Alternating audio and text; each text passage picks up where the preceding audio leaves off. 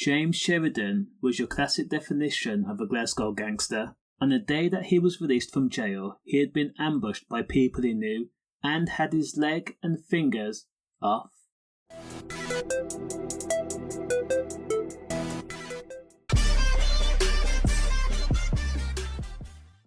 29-year-old James Sheridan, who was part of a major Scotland crime group that had links in Scotland and Liverpool that dealt with large amounts of Class A gear, debts and also money laundering, to name a few, as well as GUNs. He made a name for himself as an enforcer, making sure his bosses were always paid. However, on August 5, 2022, Scotland Police acted on intel and intended to arrest James Sheridan for his role in the major network. James was spotted driving across the M8 in Lanarkshire during early morning rush hour. Police attempted to pull over the gangster, but of course he refused. Instead, he pressed the acceleration pedal and a pursuit began. James driving in a black Audi and 3 police cars behind him. James weaved in and out of traffic. It helped because he had fake plates on the car. Now, during the pursuit, James had reached speeds of 140 miles per hour. He drove along the hard shoulder and he only stopped when a recovery truck blocked James's exit.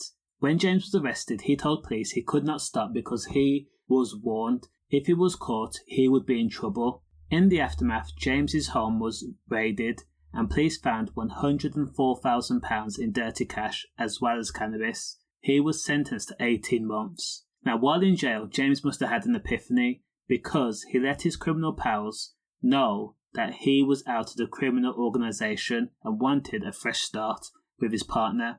However, police had confiscated the cannabis and also £104,000, and a dangerous Glasgow/Liverpool gang demanded that money be paid back immediately. This was now James Sheridan's debt.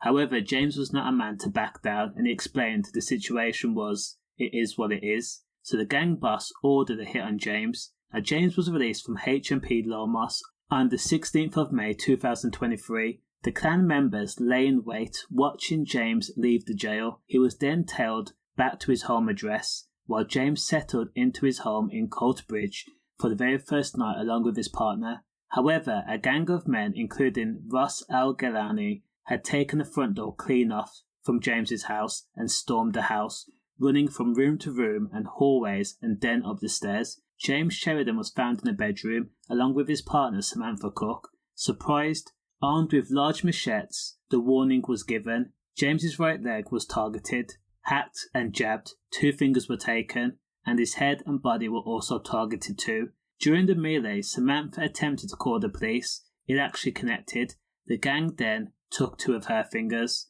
The dangerous gang then fled as police were on their way. When paramedics and police saw the state of James was in, they thought there was no way that he was going to make it, but he did.